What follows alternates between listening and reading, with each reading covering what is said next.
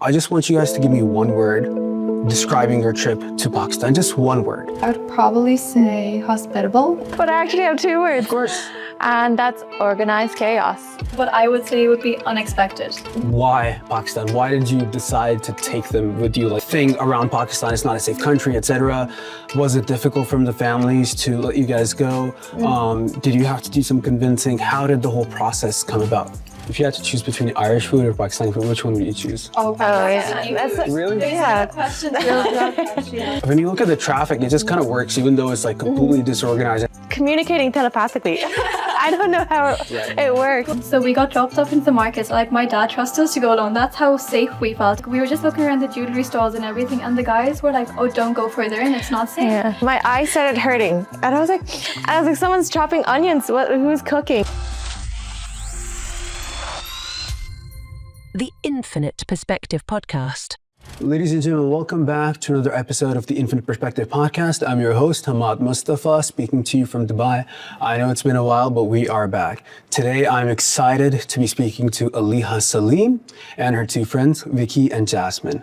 Aliha is an Irish Pakistani, and she decided to bring along two of her friends on a thrilling journey across Pakistan. We're going to hear all about their experiences, their thoughts, and of course, more on their life in Ireland. So, without further ado, welcome to the podcast, Jasmine, Wiki, Aliha. How are you guys doing? We're good. To be here, something different that we get to experience. Awesome. Great to have you guys. So I'm going to let you guys introduce yourselves properly. So let's start with Aliha. Assalamu alaikum. I'm Aliha. I am Irish Pakistani, and I grew up in Ireland for most of my life. My parents are from Pakistan, and they moved to Ireland in the 1990s. Right. So I've had an upbringing in Ireland. Awesome. And just to give everyone some context, Aliha posted about her journey going to Pakistan, taking her friends along with her, and the videos just blew up. They went viral. And, to shed more light onto the trip, hear your thoughts, opinions, that's why we're doing this podcast. And that's just some context. So now on to you, please. Assalamu alaikum. Walaikum assalam. I was born in Poland, in Krakow, and I moved to Ireland when I was 5 years old. So I have a similar situation to these girls, where I kind of moved away from my country and was brought up in Ireland. I see. Awesome. Assalamu alaikum. Mein naam Jasmine hai. So I'm Thai Irish. At the age of 7, I was adopted along with my sister, and we moved to Ireland. So Awesome. yeah, we literally have the same background. That's really cool. So you guys have a lot in common because all of you are mixed, come from mixed cultural backgrounds, right? We do. And so it must be cool to have exposure to two different worlds at the same time, right? You can watch Pakistani movies, you can understand English movies, Polish, Thai, etc. So before we start talking about Pakistan, I do want to know more about your life in Ireland. But before we get there, I just want you guys to give me one word describing your trip to Pakistan. Just one word. I want to put everyone in a little bit of suspense because we're going to go there. But first, just one word about Pakistan. Just one. Okay, I would probably say hospitable. Okay. I know you said one word, but I actually have two words. Of course. And that's organized chaos. I didn't know what that meant until I went to Pakistan. Yeah. Absolutely. And now you pretty much get a full picture. And what I would say would be unexpected. Okay, awesome. I'm looking forward to hearing more about that. Now, on to your life in Ireland. What do you guys do there? How do you guys live life overall, all in general? How's Ireland compared to Pakistan? Let's hear more about that. So we're all in the hospitality business. We grew up together and we went to school together. And I feel like that's why we're so close. So obviously being in a community where there's only Irish people, we are all from mixed backgrounds. And that's what kind of drew us closer together. And that's how our friendship grew, because we're able to relate to one another. Yeah. Whereas you have that Irish crowd, and obviously Irish people are so lovely and stuff, but they don't understand that you have a different life back at home. So you're in school and you have to act Irish. Then you go back home and you have to act Pakistani, you have to act Thai. It's like you have two different personalities. Yeah. Two different personalities. And then when I became friends with these girls, they understood exactly how I felt, and that's what made us closer. And then our friendship grew from there, being able to relate to one another.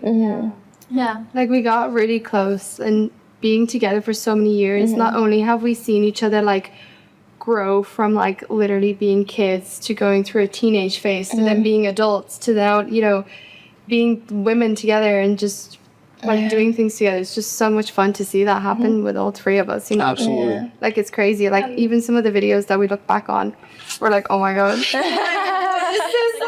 We saw each other grow up. Yeah, it's crazy throughout so many years. And like how our families have seen each other grow up as well. Like We were raised by our parents, all of us. I used to be scared of Jasmine's mom. You know? She's one scary woman. Ask her to come out. I'd be afraid to ask her on how to come out. Even with Vicky's mom. Vicky's mom used to be scary as well. You can only imagine a Polish mother. She was quite something. Wow, okay. Same with like Pakistani parents, you know, for like a Pakistani girl to go out with her friends and stuff, that used to be such a struggle. Right. Like compared to what it was back then to what it is now, like we're literally traveling the world together. So we've broken those kind of boundaries together with three friends that have convinced our parents as three friends that we're occasionally trust us. And us. And they've trusted all of us, and that's why we're here today. Absolutely. So we can almost say that you guys are like a fundamental part of each other's lives.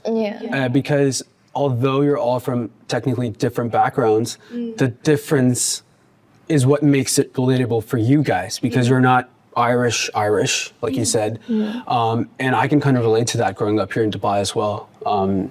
And it's really rare, and that's why I said it to you guys before. I really admire this kind of friendship. It's very rare to find, you know, a friendship for life specifically. We get that a lot. Like we always get when we say how long we've been friends for, people are like, whoa. Because, you know, people fall apart. Life takes turns and brings you somewhere else. So how Absolutely. just stuck around for so many ups and downs. Yeah. It's kind of like people admire that a lot. It's that like feeling of being kind of lost, I think, between two identities and two cultures. Like when you're not, you feel like you don't belong to one country. Like I feel like I can belong to Pakistan. I don't feel like I can belong to Ireland. Right. I've always been stuck in that middle, like who. You feel out of place in both countries. And I feel like three of us being that together, we kind of put each other into all of our places where we belong, and we feel comfortable now with our identities and how we got on. Like I would proudly say I'm proud to represent Pakistan, and like the fact that they joined me on my trip and we got to experience Pakistan together, you know, like that's so special for me that we got to experience that all together. Absolutely. No, it's absolutely wonderful. And I was like, props to you for, you know, making this happen, because we don't see that every single day. And, but I also want to ask you guys more. You've known each other for pretty much your whole lives. How people fall apart, like you said, like what is it? How do you guys manage to resolve issues and call? Because I'm sure it happens with everyone, right? It's not that we haven't fallen apart. We've fallen apart before. We've fallen apart before. We've had our huge fights. And I think the time apart, we didn't speak. There was a time where we didn't speak to each other for, I'd say, 2 years. Like, Oh, wow. Yeah. And I think it matured us a lot, because as kids, we don't realize these things, but we say the most awful things to each other and treat each other like terribly, because we don't know how to maintain a friendship. And I think the 2-year distance that we had, I think taught me a lot, because it gave me time to reflect where I went wrong and how I can, you know, become a better person. And of course, we've always had love in our hearts for each other. So when we reached out to each other again, we were back best friends, like, you know, like we never stopped. So There was never that like awkward moment or anything, and like our families played a big role in that as well. Like our parents stayed in contact, you know, and our parents would push each other to talk. Even in work as well, like you can only imagine, like I started working 16 with Aliha. So like I was still a teenager. So we had our ups and downs in that perspective as well, you know, coming in and out of work. And obviously that played a huge role. But like we've always just, I don't know, something always just pulled us back together. Like, it was never, even when Jasmine was saying that we were apart for the 2 years, it never really felt like we forced the friendship back. It was just, it naturally happened. You know what I mean? We weren't forcing anything onto ourselves. I think naturally we just came back together, and then we just started growing bigger and bigger and stronger. And then after that period, we actually went to Thailand. So then we decided we should visit each other's home country. So that's where the idea started. Yeah. So we actually ended up visiting Thailand first. Awesome. We literally traveled all around. Jasmine showed us her culture and everything, her food, and like how hospitable Thai people can be. And then that's where we were like, okay, no, we actually want to experience what it's like in each other's home countries. So that's where I actually started of where So we next started stop, traveling. Poland. Next up, Poland. And then Poland is next now, even though it's in Europe, it's the closest one to us. Yeah. We chose the. I think that's why we, like, you know, yeah, exactly. That's why we never thought to go to Poland first. We're like, oh, we could do that anytime. Yeah, I feel like the idea of going to Thailand and Pakistan was like exotic. Yeah. Exotic. So far away. You know? Yeah. So Poland is still left. We're gonna have to ask you guys after you visit Poland, which out of the three was your most favorite? I think that would be like really cool. Well, I have to come back to the podcast just to do that. So now, moving on to Pakistan. Why Pakistan? Why did you decide to take them with you? Like, of course, you know, the whole thing around Pakistan, it's not a safe country, etc. Was it difficult from the families to let you guys go? Did you have to do some convincing? How did the whole process come about? So basically, like my parents are back and forth between Pakistan. Right. And like growing up being raised in Ireland, you don't get to go back home that often. It's quite rare. Like we would go back after a couple of years. It would never be consecutive, like To after a Pakistan. year or whatever, you know, back to Pakistan. So I really wanted to travel to Pakistan and experience it. And every time I did go, I wouldn't enjoy it as much as I could because I didn't have the right people to travel with me. And like going Right. with family, kind of stuck at home, you know, you visit just your locals, your local friends and family, but you never get to really experience going out and travel a lot more. So I really wanted to bring my friends with me and just kind of push that boundary and kind of travel Pakistan as a whole. And my dad was actually in Pakistan at the time, you know, and I asked him before, I was like, oh, what would you think if my two friends joined? Like, he said, no, you have to bring them. So it was my dad. Oh, he was the Yeah. most excited. I think out of all of us, he was so excited to have us over. He just couldn't wait to have us over. So he was like, no, you have to bring them. Like, Yeah. I'll take care of everything. Like, I'll show you around. Like, don't worry, everything We will were be like fine. princess. We had a whole princess tree to being picked up from the airport, to just being driven around everywhere, shopping every day. Like, oh, it was such a princess trip. There's a funny story behind that, actually. Okay. We didn't know we were going to Pakistan. Really? We met up for coffee one day. It was almost around Christmas time, I think. We wanted to, well, Aliha's family doesn't celebrate Christmas because they're Muslim, but we do like to give each other gifts around that time of year. Okay. And we met up for a coffee and we were exchanging gifts. And then Aliha surprised us with the plane tickets. And we were so happy. It was the best gift ever. The best gift ever. For so long, so I was like, okay, now we'll just do it. And I literally had the tickets, and I was like, guys, look what this is. And they couldn't believe it for the second. We were like, what? We're going to plane tickets? Were you guys excited? Like, was that your immediate thought?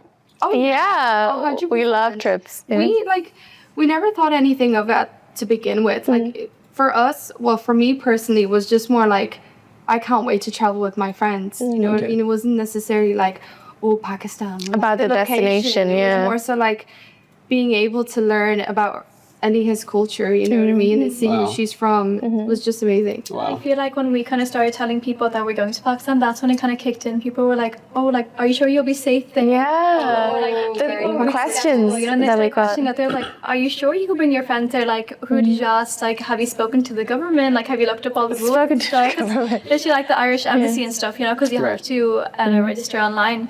And like, will you be safe there? Like, have you looked into all the precautions and stuff? Like, you're literally bringing like two foreign people with you to Pakistan, like two girls. Like, how would that be? You know? But we never had those security thoughts of like how it would be there. It was only when other people started questioning us, like, will you be safe? Right. That's when we kind of started thinking, like, oh, Will we be safe?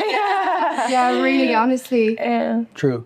And I'm not surprised. I mean, that's the general kind of perception about the country in Europe and in the West in general, because they're not actually exposed to media that shows the real side. And we have had a very unfortunate history. Like, that's a reality in the past couple of decades, but now it's completely different. It's a beautiful country. I'm going to ask you guys more about it. I mean, nature is wonderful, food, the people, hospitality, etc. Like it's such a wonderful place to visit. I feel like if we had not gone through those issues, Pakistan could easily be top 15 most popular places to travel, you know? It's so diverse as well. Like you go to the northern areas, you feel like you're in Europe. You go down south, there's like deserts and everything. The city life, like Pakistan has everything. Absolutely. But the way that it's portrayed in the media, it just has such a negative light to it.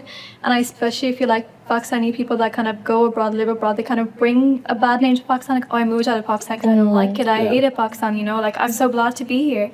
But it's like you forget, like, your roots, your culture, how beautiful your country can be. And I feel like we were so lucky to experience such a beautiful side of Pakistan. And Wonderful, wonderful. So guide me through like the actual trip when you guys first landed and the first day. What were your immediate first reactions to Pakistan? The heat. Oh my god. When did you guys go? Now. I just October, actually, wasn't that really? hot. Yeah, but for them. No. These girls, they could handle their heat. For me, on the other side, like it was just, I couldn't breathe. I was like, oh my god. Saleem picked us up and I was like, oh my god. I remember he got us flowers. He got us flowers. There were roses. Yeah, that was like one of my favorite parts of the trip. The little flower bracelets they give you everywhere. You're stuck in traffic or something, they like knock on your door. And it smells so nice. It smells so good. It's a part of the culture. It's a very cute thing. So the heat initially, that was kind of... Well, for me anyway. He was probably like... The traffic as well. At night time when you're driving back home and like what we didn't realize is the sound of the horns is so different. She actually got startled. She'd taken a nap and then I think like a truck beeped or something and like their noises are so different. So she actually woke up from a like started humming.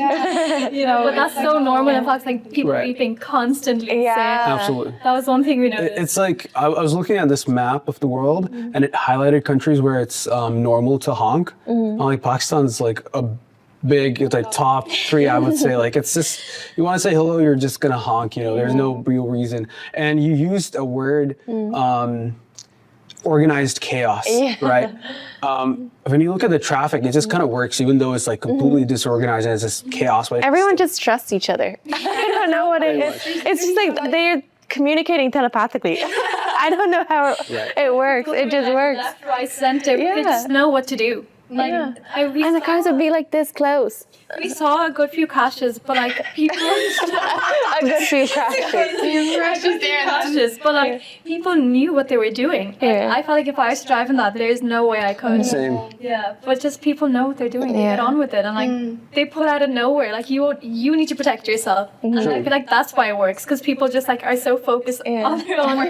Like their own destination, their directions, and that's it. Nothing else matters. Absolutely. I want to talk. That's kind of a shock when you see the traffic and how disorganized it is.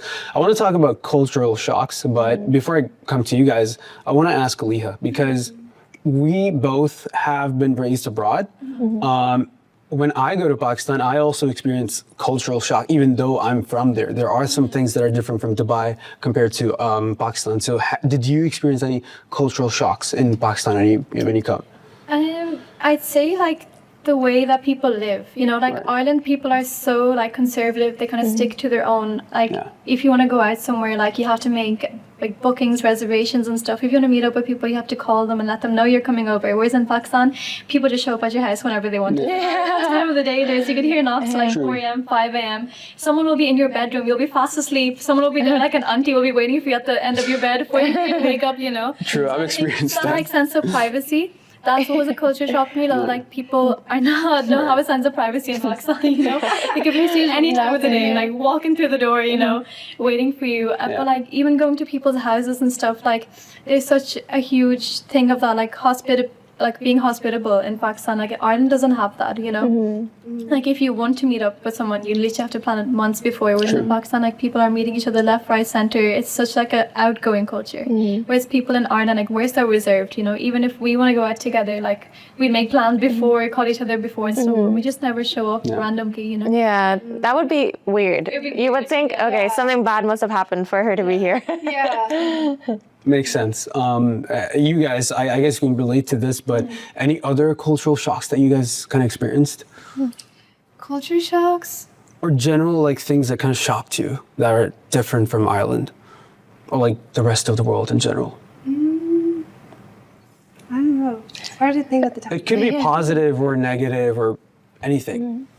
I'd say for me, it's the markets, how the stores are in Pakistan. In Ireland, you know, you have the buildings. Yeah. Nobody sells on the streets, and food as well. And my favorite part, what's the thing called? The kulfi man. I call him. Every single day, I like beg Aliha's dad, can we get kulfi, please? Yeah, the tin kulfi on the side of the road, like Jasmine, we'd have to stop for her, like go find the guy. But for Jasmine, we'd go find the guy and like take alternate paths so that she could get her kulfi for the road trip. Wow. Yeah, she loved kulfi that much, you know. Unfortunately, me and Vicky, we had street food and we did not last. We got very bad food poisoning. To say that I've never That's experienced. a culture shock. Maybe, yeah, that's Food poisoning. You know, Aliha warned me before. She was like, look, like, just be careful with what you have because your stomach might not handle everything. And I just decided to be very adventurous and, you know, go for it. And then I literally died for like 2 days straight. We were at a village, so we were visiting a village house and like... They love feeding us. Yeah, it's disrespectful if you say no, you know, like they come up with their 7-Up Coke bottles, biscuits, and like all the little snacks and everything. I think they had like a chat or something. So they brought that out to us and we kept saying no, but like they force you, like you have to eat it. Like it's really rude if you say no. So I think we only took like 2 bites each. We were fine going home, but then at night, both of us woke up at the same time. We looked at each other and we're like, do you feel that? It was like just taking turns. One went, the other one came back, another. It was just chaotic. So. Honestly, that's kind of expected if you visit Pakistan. Like in general, not even Pakistan, if you visit like a completely different region from your own, I guess your body kind of takes time to get used to it, I feel like, right? Jasmine was fine. Yeah. I woke up the next day all refreshed and I go into the room like, I'm ready for the day. What are we doing? She was like hitting us. She was like, guys, stop it. Like, you're being so dramatic. Me and Aliha, the good friends that we are, we got out of bed. And we were like, okay, let's try and do something with our day, you know? So my dad decided to bring us to his farm. Right. Yeah, and that road to that farm, it was not a good road. It was very shaky. And both of us being sick, having food poisoning. You could just say it was a very intense journey to It was a 5-minute journey. I think it probably took us 20 minutes to get there because we had to keep doing stops. Wow. it was intense. It was very intense, yeah. How did you guys like the farm and the village side, rural side in general?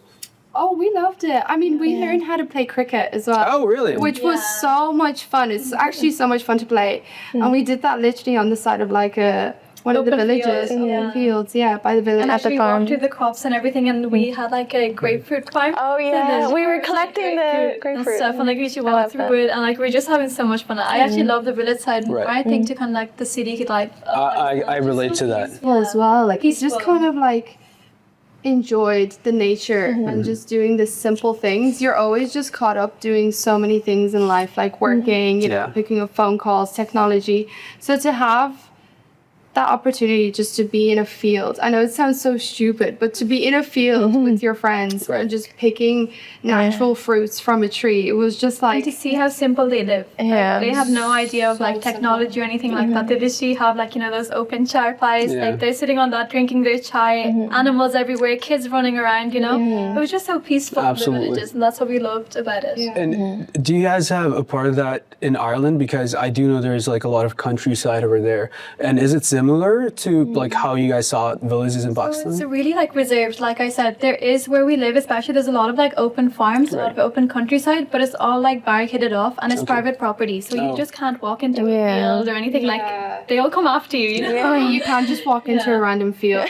Kind of, you know, Like just how be we did expected to... Like how we did in Pakistan, we just ended up in someone's random field, you know, picking up grapefruit and stuff. Oh yeah, that's so true. I mean, my mom, when she was younger and she used to visit the village, she used to tell me how the kids would like go into their neighbor old lady's like property, and they would just take apples off the tree. They would climb the tree and get apples from it, and she would like, no one would actually say anything. It's just like it's very communal, you know. Everyone helps each other out, etc. And I think that's a very beautiful side of again Pakistan, the hospitality. So like, you know, more about the food. What did you guys try? What were your favorites specifically? I mean, we had Aliha's dad cooking for us at home. He's a It's 5-star just chef. the most insane food you can have. I remember I asked him for, it's like a black dal. Dal makhani. Dal makhani, yeah. Dal makhani. Oh my god, it's the best thing in the world. Personally, for me, he just cooks it. Because On a whole because nother you're the level. chef, he didn't want us to go out to restaurants and try the Right. food as much. So literally anything that we requested, my dad will make it. Especially after the food poisoning. Yeah, as it makes well. sense. So we saw the freshest chicken curry. Remember Wow. when we were on the way home? Yeah. We picked up we picked out our own chicken. Unfortunately, we No, closed we our didn't. eyes. It wasn't us. Aliha's dad was like, "Oh, we're going to do a pit stop. Just need to pick up some meat for tonight's outside curry." Chickens were in cages. Yeah. And a man goes by the head, puts it on the thing, chops his head up, and we were like, start skinning it right there. And so he was just standing there like acknowledging he picked out a good chicken. Believe it or not, that's the same case over here in Dubai and in the UAE in general. Really? Yeah. I go to get meat like that for the fam, mom and dad, and I got to do the same thing. You pick out a nice chicken, and the mom's like, mom kind of slaps you on the back. That's a bad one. Gotta pick out one, and it's like, they just start freaking skinning. That traumatized me when I was younger, actually. Really? Yeah. For the first time, and we were all sitting in the car, 3 of us, literally with our eyes closed, like, what is going on? Look, Jasmine just kept looking at Yeah, no, I was curious. I was so curious, and it was delicious. was. Was it worth it? It was some good chicken karahi. All right. What would you say your favorite dish is? Chicken karahi, Chicken actually. curry. Makes sense. Yeah, anything on the lamb on the bone. True. Like we had like live barbecues and stuff on the rooftop and stuff as well. And the 2 girls, my dad like marinated all the meat for them and they cooked on the grill themselves as well. Yeah. So it was just so wholesome. That's so The cool. experiences of cooking together and stuff. But the food is so good and it's actually really healthy. it's healthy. It is. It's just literally grilled chicken with a bit of sauce, a bit of rice, naan. But like, we were eating really healthy on that trip. I felt energized from the food that I was eating. I see. Like in Ireland, everything's so processed. Yeah. Oh, right. So it's hard to find like good fresh food. Whereas in Pakistan, like Bichi that fry center, everything was so. This is going to be a really tough question. You guys are probably going to hate me, but if you had to choose between Irish food or Pakistani food, which one would you choose? Oh, yeah. That's Really? yeah. Question. I mean, obviously, like beside our own home country food, Yeah. like English food is also just insane. It's so good, and Thai food, Oh, of course. Yeah, it's so good. a whole different level as well. But if we were to choose between Irish or... There's no question. Yeah. Pakistani food is like top tier. Awesome. What would you say your favorite dish is in Pakistani food? My favorite dish has to be anything to do with aloo. I love potatoes, so I say aloo biryani or like literally sag aloo, bangan aloo. I love potatoes. Like I'm literally Irish. That's Yeah, what makes connects sense. me. Makes sense. I love potatoes. Like anything to do with aloo. I love. Of course. What is one misconception about Pakistan that you guys would like to debunk after having been there? Safety. Safety. Yeah, definitely. I feel like people we were so taken care of. we were taken care of. Like if you go onto the streets, people are so respectful. Right. And like we were scared of that. Like I was scared to bring these girls to the markets, thinking that like people will like look at us, kind of like We've never felt like we were in danger or anything like that. We felt like everybody was so kind, everybody was so respectful. We've never felt uncomfortable. You didn't feel stares. Like I felt more stares here in Dubai than I felt Really? at home. Yeah. I Like see. we went to what's that marketplace there? Dira, yeah. Yeah. In Dubai. I personally felt like I was getting more stares there, and considering I have obviously pale skin and blonde hair in Pakistan. That's definitely whoa, who is that? So I was very much so like Leah was kind of preparing me like, look, there you might get a few stares Right. because of how you look. They've never some of these people have never seen Yeah. a person like you, So, but it wasn't even that bad. And like you were wearing traditional clothes and stuff. So Right. you actually kind of blended in. And Yeah. wearing traditional Oh clothes. my god, It was so most comfortable. things in the world. You could wear that all day, every day, and you were just you could do whatever. Absolutely. Normalize that in Ireland. Halal for a gallery in Faisalabad. It's like a huge shopping center, and like literally we came up with bags and bags of like hot clothes and Oh my stuff. god, the shopping Yeah. is so cheap in Pakistan. It is. Oh, it's... It is so cheap. You get heels and bags and makeup, and it was just amazing. We were There was shopping like every day. one day we came out and like literally our bags. Literally We have a photo Yeah. of the boot just filled to the roof. Right. Just bags of shopping. It was so good. Awesome. I mean, Pakistan's actually top 3 cheapest countries in the world, right? So that's a big plus if you ever want to travel. Do you have more stories about like a crazy experience that you guys perhaps had in Pakistan? Yes, again, the markets. Oh, okay. Well, who wants to say this story? Well, I was thinking more about the children in Murray. We'll bring that up in the markets. So there was the time that we went, Imran Khan had been in jail, and there was protests to get him out of jail. So we didn't realize in the markets in Faisalabad there was actually a protest going on at that time. So we got dropped off into the markets. Like my dad trusted us to go alone. That's how safe we felt, you know. So 3 of us, we got out of the car, we walked into the markets.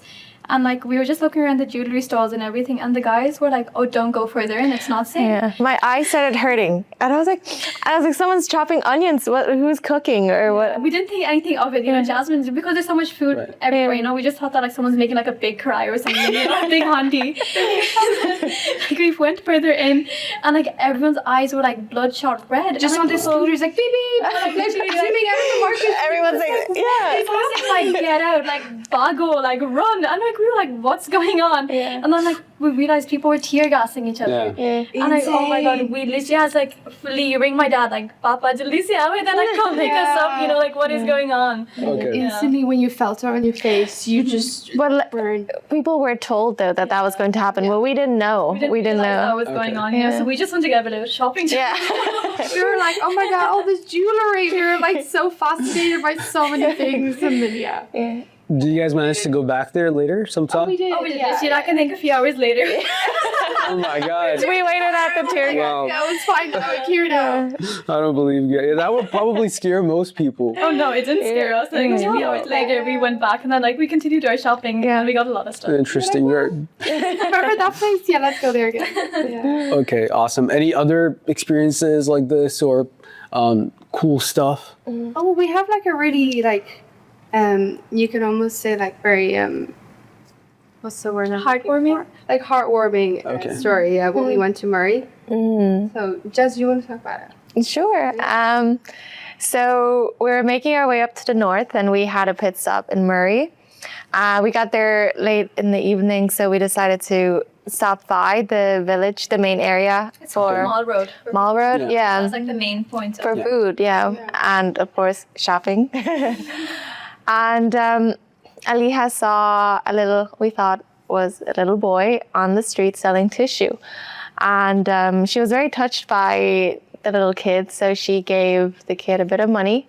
Well, you know, to us it was a bit of money, but to them it's a lot.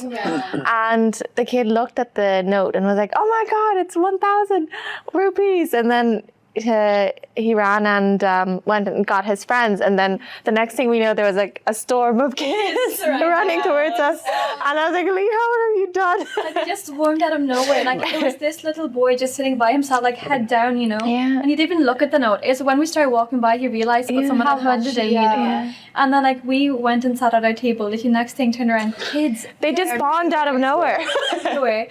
And like we actually realized, so that wasn't a boy, it was a girl who had like had to cut her hair short, and she started telling her story. She was like, "My parents like have forced me to come out onto the streets and beg," you know, which was so upsetting to see. And like the kids were so young. They're from, I'd say, like ages of 4 to 8. And there was like just a few older ones, like 10, 12.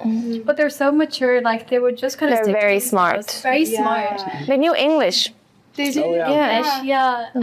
But they just got to be kids again. I feel like when they sat down with us, we invited them to our table. They just so many. We had dinner with the kids. With them. It's so nice of you guys. Videos and photos of it. There were just so many of them, and like they actually find a chance to be kids and tell their stories of what they want to be in life, you know. So they got to break away from that moment where they like need to be beggars, and like actually got to become kids, and that's what we loved, and it was so heartwarming.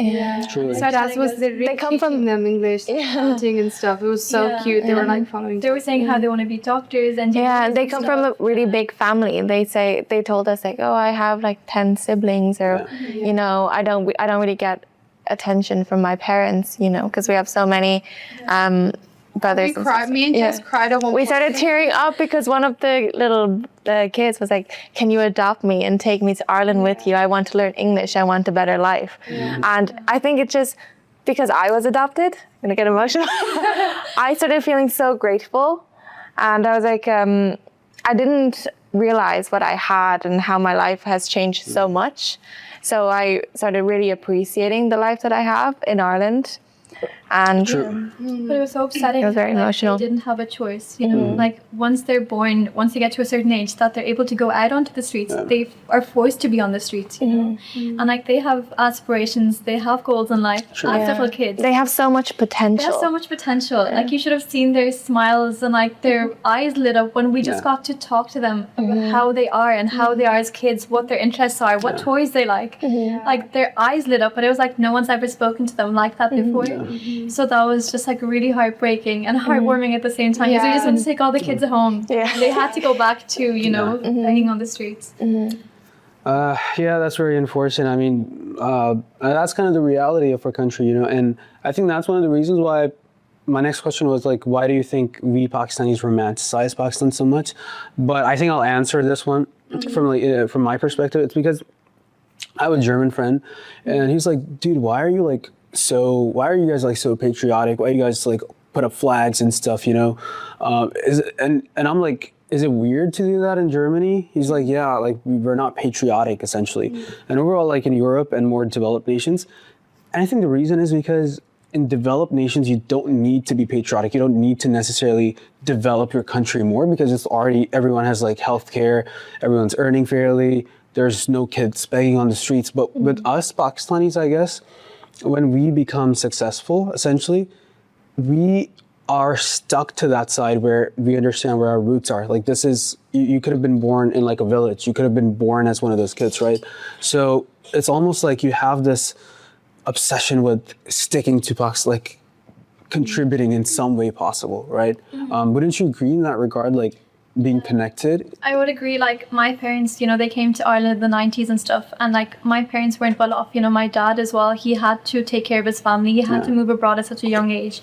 And like when he started earning in Ireland, it was always that sense, I'm going to send money back home. And I'm going to make my family better. I'm going to build a house there, you know. But he was always connected to Pakistan.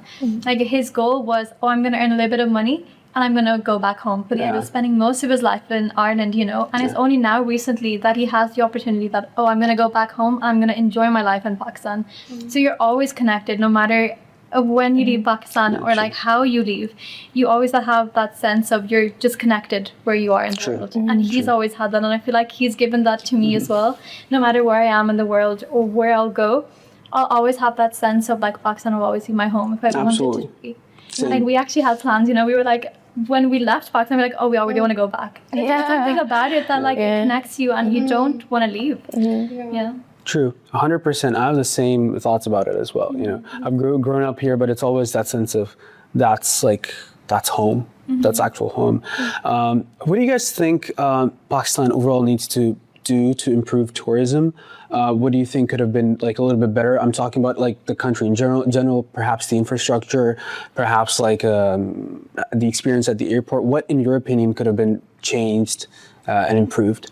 I mean, it really depends. I think Pakistan itself, it's a beautiful country. Sure.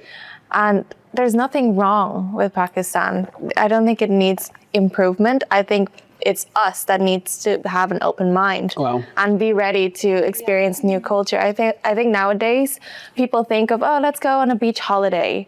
Let's go to a city getaway. They don't really plan trips based on exploring different cultures, you know?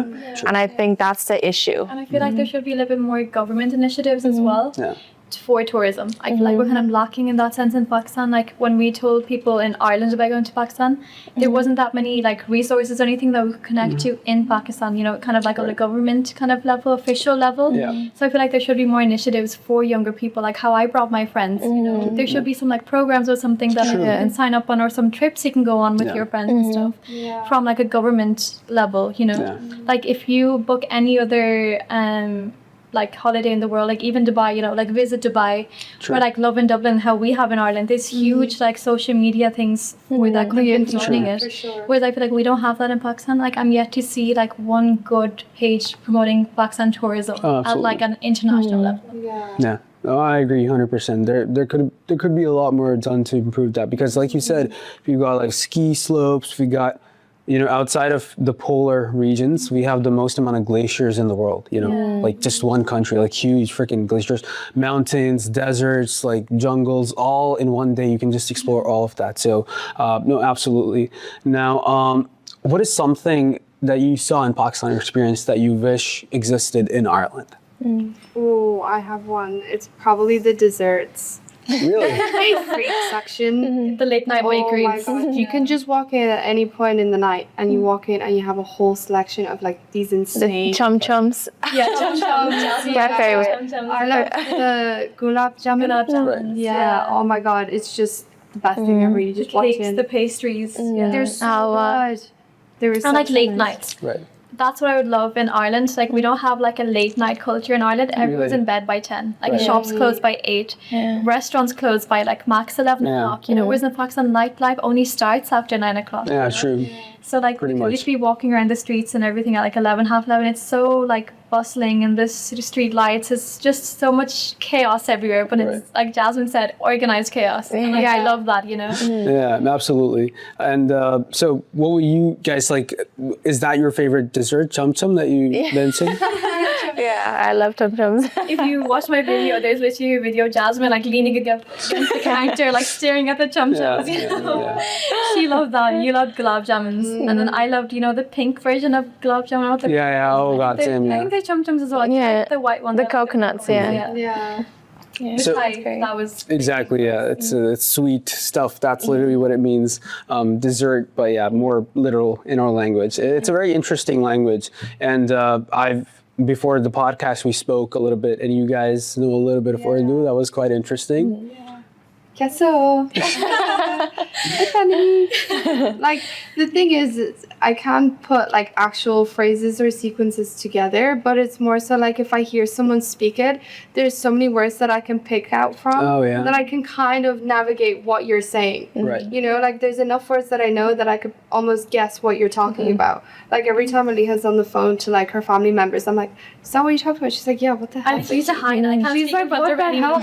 So weird. Yeah. And like because they grew up with me, like you always hear a second language in the background. So like they picked up so much of the words, even when they're at our house, like my parents would be talking about something, but Vicky would be like Hanji, or like Jasmine would be like, yeah, that's just like naturally it just comes out. So. True. And is it the same for you with like Polish and Thai? Do you like pick up a certain words? Yeah, so like with Vicky's like mom or something, she'd be on call with her and she'd be talking about something. I know instantly what they're talking Really? about. Like the tone of voice. So like we just started one day like teaching ourselves our languages, and like it was a matter of we actually have like a Google Docs that we share, and we literally write on how you pronounce it more so than how you actually spell it. Oh wow. So we just have like random words that like Aliha has in Polish that I have in Urdu that literally just you wouldn't even know what I'm writing, but in my head I know how it makes sounds sense. and it makes sense, and I go back on it. I see. Practice So like just from basics, we kind of learned how to expand the language and start learning from it. we still need to master our Hi. Sure. Well, my father's Irish, so we speak a lot of English in the house. So Right. every time the girls come over, they only hear English. Yeah. Right. When you speak with your mom, Yeah. there's a whole And then like, because we were raised in Ireland, we had to learn Irish as well. Right. So we actually speak a lot of languages together, and then like you have to pick an option subject. So like I chose Spanish. I think you did. I did French. Oh wow. Bonjour. How many languages do you guys know like specifically in general? Fluently, Not fluent, but Like you understand at least. I could probably do like 3-4 languages that I would understand just by hearing it, not necessarily being able to speak it, but even just from hearing it. I have a way of learning languages. It's the more I hear it, like I feel like if I was to move to a different country and spend enough time there and hearing people talk it and me practicing it, I think I'd pick it up quite quickly. Makes sense. I'm quite, I could say, good with languages. So it depends on everything. So it's like Polish, you can understand Urdu, you can pick it up, English and French. French, like you could almost say like how you learn a language from school. Right. Like very have basic. to add in Punjabi. These girls listen to Punjabi songs religiously. They know. Oh my God. We're in love with Imran Khan. Imran Khan. Wow. Yeah. Literally, that's one of our goals. So we want to see Imran Khan perform live. So if he's ever playing, Yes. people. If you're watching this, Imran Khan. please. Before Bewafah and Bewafah, we want to see her perform live. I know you're retired, but please, for us, like we want to see you live. That's insane. And you guys, you told me that you guys played this in the car like throughout the trip. Oh my That god. was our national anthem of Pakistan. When we were there, Bewafah, like literally we landed from the airport. Dad picked us up, connected to Bluetooth. The first thing these girls put on was Right. Bewafah. Wow, that's so cool. And you guys like, I guess, exchange these songs with each other, like from your countries, like the good ones, and it's almost like a part of your playlist now, I guess. Like, She has more Punjabi songs in her playlist than I do. It's really funny. Yeah, she literally puts it on. She just bops and like no tomorrow. I remember I once like walked into her bedroom and she was like getting ready and stuff. She had like a Punjabi song in the background. I was like, how do you even know that? You know? So it's really funny how they've just Actually, it's funny that you said that. After, just to backtrack with what we're saying, how in Pakistan people just show up at your house. I realized after we came back from Pakistan, we started doing that to each other. we did. Aliha started showing up at our house all the time with food.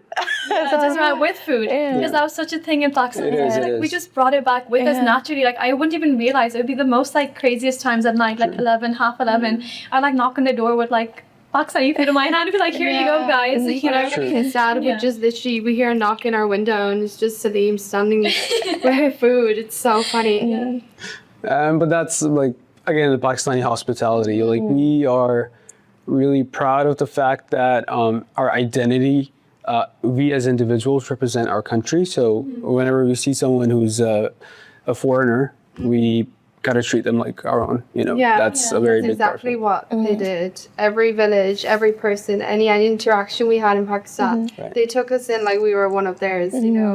And especially like considering some of the villages that we went to and seeing that maybe they don't have as much money or, you know, are struggling with food, the first thing they did was brought us food. And I almost felt uncomfortable because I was like, oh my God, don't give me anything. Like, I wanted to bring them food. Like, I wanted to treat them. So for them just to kind of, you know, in the circumstances that they were living in and how many kids they had already to feed, to bring us a whole platter of food and just ask, like, whatever you want, we'll have it. They ran it down the road Just to get it. just to get it for us. And it was just like that feeling of like, oh my God, True. like you don't even need to do that for us. I want to do that for you. So it was just very heartwarming. It's moment. they don't have a lot of money, but the hearts, those. They're very giving. They're very giving. They you know. always want to give no matter what. And like I'm yet to see that in a different country. You know, Yeah, haven't true. experienced that anywhere else in the world, I don't think. It's only in Pakistan where I experienced that like no matter what people have, they're always ready to give more to you. Yeah, absolutely.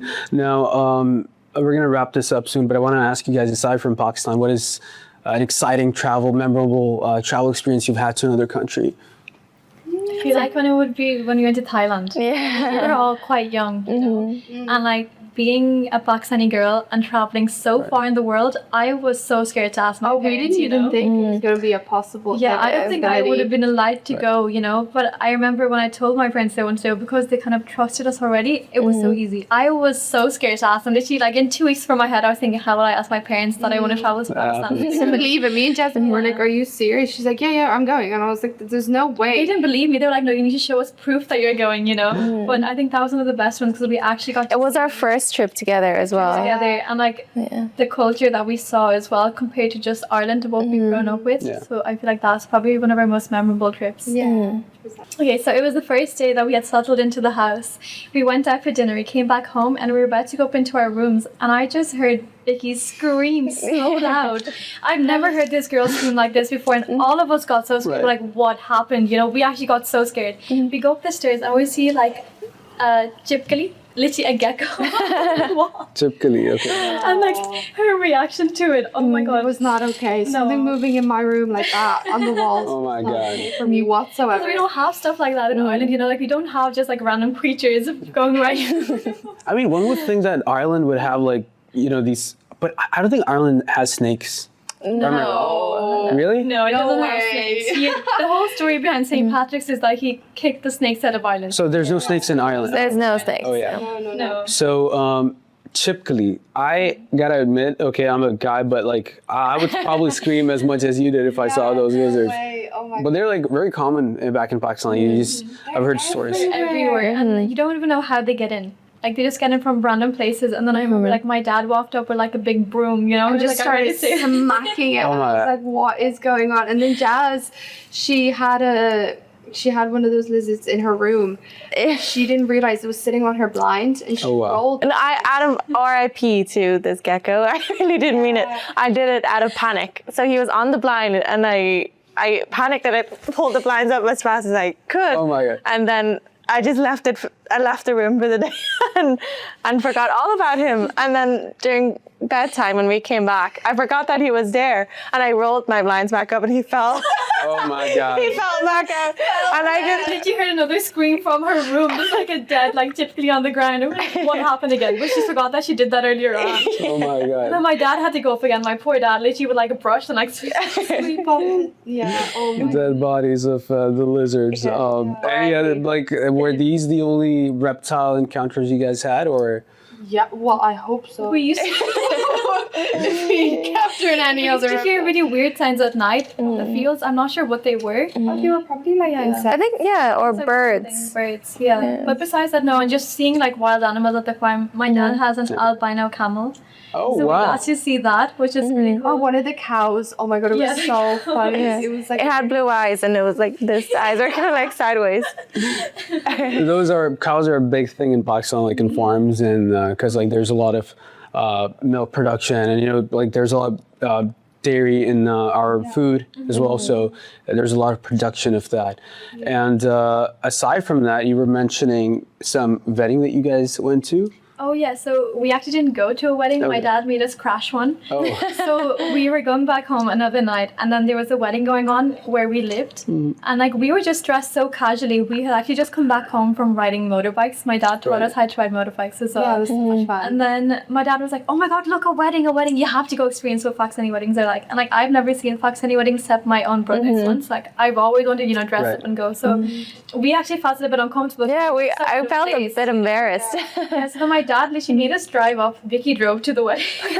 Oh, you drove in Pakistan. You know, like that, Wow. Yeah. drove up to the wedding. Like we got out, like literally with like chuppals and like our shawls wrapped around us, Yeah. looking so out of place. And then everyone started staring at us like, who are these three foreign girls just pulling up to our wedding? And then like we just turn around, we see like people throwing money up in the air, splashing money, and like the loud like drums. And I think when they walked the bride into Exactly. the wedding hall and stuff, we saw three brides. I think it was three weddings going on at the same Once, time. yeah. Once they might have been sisters or something, but like we saw literally like carrying their lehengas, like running into the wedding hall and stuff. But like you would never see weddings like that in Yeah. Ireland, And you sure wouldn't be allowed to crash it like that. So this was like a completely random wedding. Yeah. Wow. No idea. They didn't mind. Yeah. They didn't mind. They were like, oh, Like my dad was like, no, it's okay. Like how how Pakistani does. Like yeah. just go. Like you're foreign. They won't say anything, But it was really nice. It was nice to see like the tradition of weddings and stuff. I don't know if I should be sharing this. My uncle, when he was younger, my mom's brother, he and his friends used to, like when they were 18, 19, they used to dress up like fancy. And whenever they wanted to eat some nice food, they would go into like a random wedding, and someone would ask them, whose side are you from? They're like, yeah, I'm from the girl's side or the guy's side. And that's like a very common thing that people do. They just go into weddings and like eat food, and no one really asks, Yeah, because there's so many people there. Yeah. You don't have time to go around asking or checking who Exactly. actually showed up or who didn't. But one thing that I'm not a fan of in Pakistani culture. So one of my best friends' older brother just got married like a month ago. So we did the actual wedding was here in the UAE. So the main event, the Barat, like that's the main event. It was supposed to be at like 2 p.m. right? And it actually freaking started at 6 p.m. Oh, really? Yeah. Yeah, no, So- that's one thing with Pakistanis. Like always late. super late. punctuality. It's not a thing in Pakistan, especially weddings. You would have any time written on the card, but your guests will show up whenever they want. Yeah, like, I was getting ready and stuff because this was also my first entire wedding experience. And it's a Pakistani wedding. And, I'm just getting ready and stuff. And my mom's like, what are you doing? I'm like, 2 p.m., we got to hurry up. We're going to get late, And she's like, sit down, man. No one's going to come on time. And I was just getting super anxious. Like, bro, what's going to happen? We're going to miss the event. And like, I got there at, I think, 4. And I had to wait 2 hours. Like with my friends just outside, I feel like we experienced that as well. Like we had plans and stuff, like when to visit, but we're never on time. Yeah. We just showed up whenever we We didn't wanted really have a to. schedule. We just kind of went with the flow. Yeah. So that was kind of the beauty of it. I guess we're very laid back, a little bit too much perhaps, in regards to that. I mean, I see that all the time, even with my own, I'm kind of German when it comes to like punctuality and stuff. I try to be. So all of my other Pakistani friends, whenever we're supposed to hang out, I'm like, this time, this place, blah, blah, blah, okay? And it never freaking works out. Like I'm always usually the earliest person over there. And I pick up my friends, right? So I'm like, be there at, I don't know, 5 p.m., right? I gotta wait for them for like 20 minutes. Like just double indicator, wait in the car, like on the side. Yeah, that. I think you guys can blame me as well on that. Yeah. One time picking these girls up. I think it's a natural thing Pakistanis have. It's not like we're just born with it. Pretty much. I mean, I wish that kind of changes. That's the thing. We all have good positives and kind of negatives in culture. So, I mean, like Germans are really punctual and following rules and stuff, like red light. If there's no one, they're not gonna. But in Pakistan, I don't know if you've seen it, but it's like very common to, just cross the red light. Yeah. There's no such thing as traffic lights in Pakistan. There's no You such just thing. beep and then you go. Yeah. Yeah. Crossing the road, you just hope for the best. Yeah. Like, you have to step out of the road. Crossing the road. You can't stand there and wait till the car will stop for you. Yeah. You have to run out of Yeah. town, and we experienced that. And hopefully they don't hit us. Yeah. Did you go to Karachi? No, we didn't. Karachi was too far. We heard a lot about it, and that like it's a seaside town and stuff, but it was too far from where we were, so we didn't get to go. Okay, so it was only like Punjab and It was the northern Punjab, very side. northern areas. And So, okay, yeah. I mean, there's still a lot to explore. Like if you guys ever go back. I will definitely go back. Yeah. when she's not scared of the roads up north, Yeah. we'll go. Yeah, next time I told the girls we're gonna get a flight to where is this? It's just further. Yeah. That was oh like my final God. destination. But Because we the don't by road. hills, no way. The roads were just. Yeah. You do know the landing strips might not be as. It's fine. If it's a 20-minute landing to like a 7-hour drive up these roads, I will definitely much prefer to fly. I agree. I mean, honestly, anyone would kind of get. I think the most dangerous road in the world is actually in Pakistan. Yeah, the one that's like on the mountain. It's. I have a Brazilian friend who traveled to Pakistan. He's my age, and he traveled alone. And this guy, to go to like those beautiful, like paradise-looking areas, you got to go through that road. And this guy was just like, freaking, what the hell? What the hell is this guy doing? The driver was like driving with one hand and calling someone else, and like you're literally like a few freaking inches from falling down. But they do that every day, so They're it's so experienced with the roads. it's and the little like small little minivans and everything that happens, they're zooming them like they're so experienced. it's something about driving. When you're driving, when you're actually in control of the car, you feel confident, right? But the people sitting with you, like my friends, for example, it's like you're changing lanes, you're gonna be scared. Oh, dude, that car's coming, but you're not scared because you're in control of the car. I don't know. It's like a psychological thing. Do you guys ever experience I get that? Like I have tendencies of like when Aliha drives. For example, like when I want to slow down, I put my foot down. Like I'll be sitting there, and I'll be like putting my foot down, even though I'm not driving. She's I do that too. driving, Yeah. You know what I mean? Or like in moments where like there's a red light and like Aliha clearly sees it. I'm like, Aliha, it's red. She's like, Vicky, I can see it. And I'm like slowing down, but these girls will literally be like tapping my shoulder, like pulling back Same. Who do you guys feel is safest with, or trust the most with driving, like out of each other? Well, I can't drive, so I'm out of the question. Yeah. I'm a passenger princess. I mean, you're a good driver. I am a driver. See, she's We're both pretty good drivers, though. Yeah. Like we both would trust each other Yeah, to drive it. Like they're very that. It's good. never been an issue. So It's never been an issue. no, Really? No. Have you guys ever gotten into an accident or something? well, no, Really? really, but no, Crash, maybe. Did we ever get into an accident? no. So it's fine. That's kind of confusing though. Like near, like you almost crashed, but not. Just to say, there was a moment where, I And went life to the flashed little before our eyes. for a split of a second, and then we were okay. And then we were fine. We had our music back on and we were driving normally. Yeah, you went back to our conversation. There's always something about these moments when you're almost getting into a crash or something, you turn off the music for some reason. You know? You have to reflect on what just happened. Really? We literally just were like, strip back. Our Beowulf all playing in the background. Could have been more intense if that was playing in the background, you know. I tend not to drive with Punjabi songs on because it's like adrenaline for some reason. It makes you want to do like stupid shit on the road. Makes you want to speed up. But oh yeah. That's an empress, and we have that on. Literally, one hand on the wheel, window down, our shades on. It's really cool to again see that you guys are super connected with each other's cultures like that. Yeah. I mean, obviously, aside, we have our like own taste in music. Yeah. We all just love so many similar things. Like, it goes as far as food, music, clothes. Like, we just like everything on the same Sometimes level. like I buy something, I show her, and she's like, "Oh, I just bought that the other day." Actually, it's like we almost have the same wardrobe. Any perfume, scents, fragrances. We also just like the same things. So we actually have one wardrobe collective. It's not we have our separate ones. We literally share the same That's things. so cool.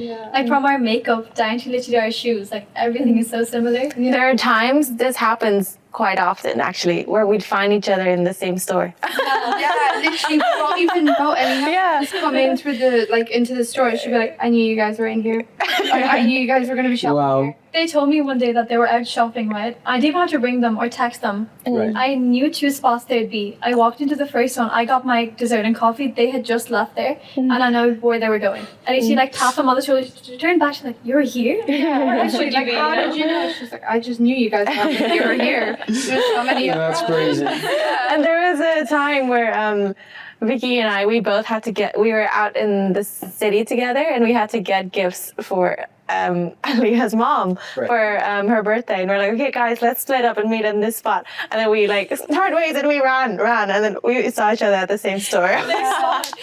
We're supposed to split up, like you go somewhere else. And you go somewhere else. It's like almost like your souls are connected. In a weird way. Like we speak our minds. Like we finish each other's sentences. Or like if she can't say something, she's struggling to say something, I know what she's saying. Same with Jasmine. Like she finishes my sentences. I finish her words. Like it's just so natural. That's so cool. It is, yeah. I think we just play a huge role in motivating each other and being such a huge influence for each other that I think it's we're just only pushing ourselves to be bigger and grow bigger and stronger and be better people. No, absolutely. That's a wonderful thing, and I wish you guys the best. This is, like I said, extremely rare to see, and you guys are very lucky that you have each other like this, you know. And people fall apart easily, but it's the fact that you guys got back together. That's a big sign of maturity, and you guys are going to grow up maybe 10, 20 years from now and see this, and reflect back on it. Oh my God, guys! Remember that time I did a podcast? And our very first one. Yeah. So exciting. So thank you so much for your time. Of course. Thank you. Of course. We do want to kind of get into this kind of world sometimes to see what it's like, you know. Yeah, and Pleasure if was anyone's mine. interested, we have all the videos up on my TikTok and We're gonna put that in the description. Aliha Saleem, and guys, thank you so much for coming. It was a pleasure. Thank you. All right. Thank you so much. That's a wrap. Perfect.